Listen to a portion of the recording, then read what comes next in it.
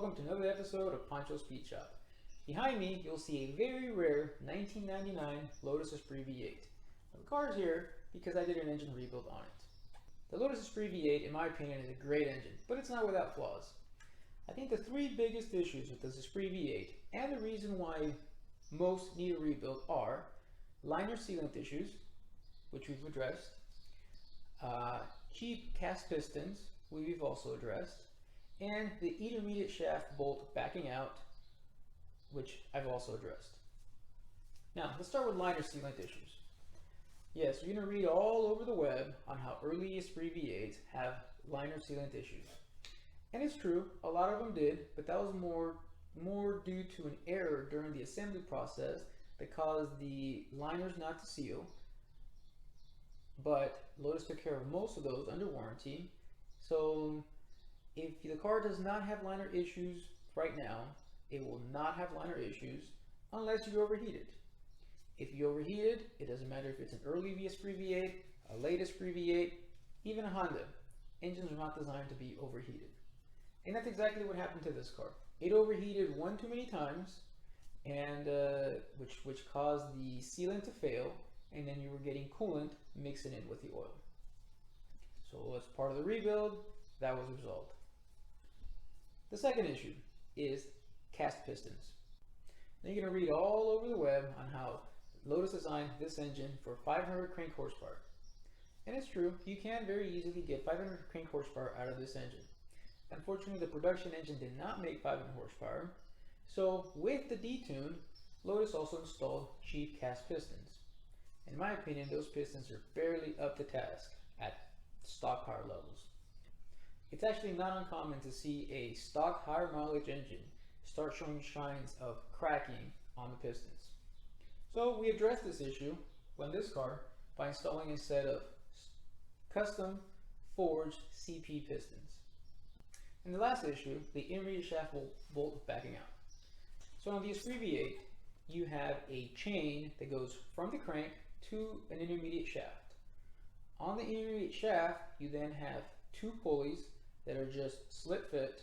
They're not keyed, and they are just held onto the shaft by just the clamping pressure of the bolt. From there, you got the belts right on these said two pulleys, and then they go to the heads. So what happens is that the bolt on this intermediate shaft backs out, which causes the pulleys to slip. When that does happen, your crank is still spinning, pistons are going up and down, but your cam stops spinning, and you end up with piston to valve contact, and you'll end up with a bunch of bent valves and needing an engine rebuild. So on this engine, I also addressed that issue by machining the intermediate shaft and the intermediate shaft pulleys with a pin that basically locks the pulleys in place so that they will not slip and prevent piston to valve contact. So now, here's some time-lapse footage of the assembly process.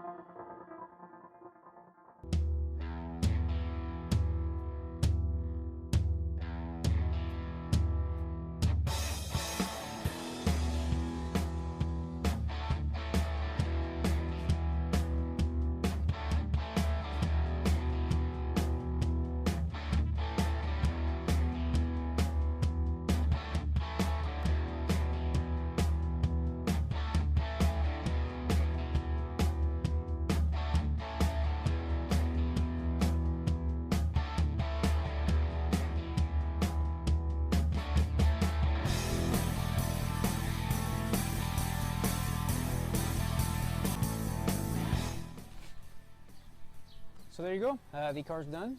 In addition to the upgrades mentioned earlier, the turbos were upgraded with T28 hybrids with billet compressor wheels.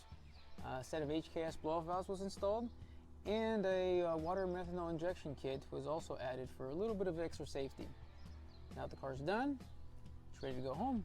But if you have any questions regarding Esprit V8 rebuilds or anything else, drop me a line. I'll see you next time.